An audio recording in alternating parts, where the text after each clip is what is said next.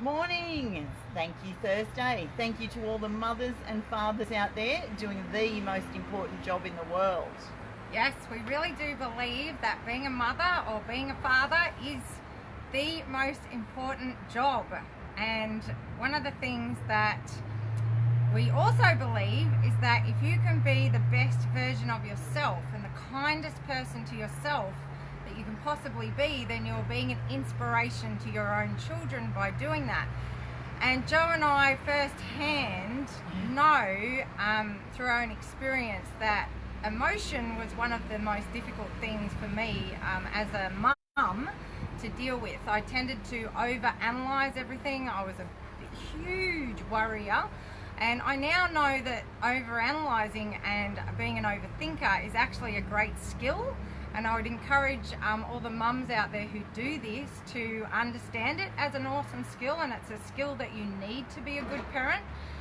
But when we're doing it as a judgment against ourselves, that's when it becomes a bit horrible, and I was very good at that too. So I would encourage everyone to start seeing their overanalyzing as an amazing skill that can be used for all these awesome things. You can organise a holiday with analytical skills, Yes. or you can organise your own demise and guilt and all of that. So there's two ways to use it.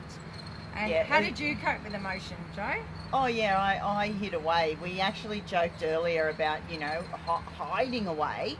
And I actually did. There were times when I went to the wardrobe and hid in the cupboard, and it was dark and quiet and I could cry in there and not show emotion. Well, what was I teaching my kids then? That emotion was bad. And it's interesting, whenever I speak, I often use words like thinking words. I rarely go to feeling words, and that's me, and that's what I did for a very long time. But in my late 40s, finally learned how to get in touch with my emotions, and had some interesting conversations with my kids around that to kind of not so much say sorry, but let them know that I have changed. Yeah. Yeah, and as most of you know, if you've watched our videos, my coping mechanism was to suppress emotion, and then it would erupt somewhere and it seemed like it just came out of the blue because I'd been suppressing it for so long. But the worst part about it was that I was then incredibly judgmental of myself.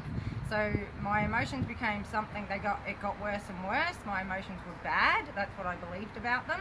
I had people around me telling me that I was a fruitcake for having emotions. I was crazy.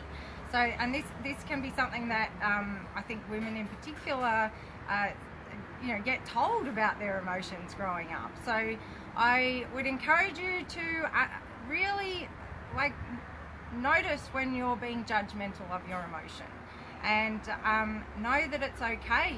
I've heard that there are, women in particular are quite sensitive, but this is also an amazing skill to have, and we need that sensitivity to be good mothers.